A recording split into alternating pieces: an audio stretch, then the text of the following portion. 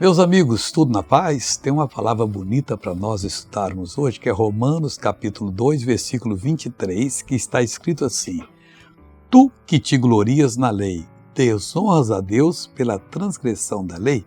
Deixa eu falar aqui sobre gloriar-se na lei. Nós não temos que nos gloriar na lei. Nós temos que nos gloriar em nosso Senhor e Salvador Jesus Cristo. E você me pergunta por quê? Porque foi Ele que desceu ao inferno e venceu Satanás. Ali a nossa salvação foi adquirida. Ele tomou do diabo a autoridade que ele tinha roubado do homem.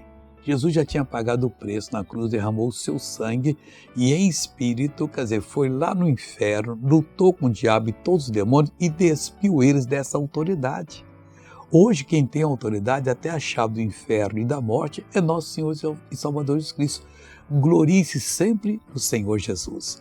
Vamos ver uma pessoa abençoada e eu já volto. O braço está quebrado aqui, ó. Quebrado. E até onde o senhor conseguir levantar? Para levantar está certo. Só assim? Só. Por quanto tempo, senhor? Já desde o ano passado, desde abril do ano passado. E agora? Sofreu um acidente de moto e daí. E agora? E agora? Ai, glória a Deus. Eu voltei para fazer oração com você. Vamos agora orar em nome de Cristo. Pai, eu abençoo essa pessoa que está precisando de uma bênção agora. Seja a bênção que for, eu mando que todo o mal que está na vida dela saia, vá embora, não retorne, está proibido em nome de Jesus e seja abençoado para a glória de Deus. E bom dia.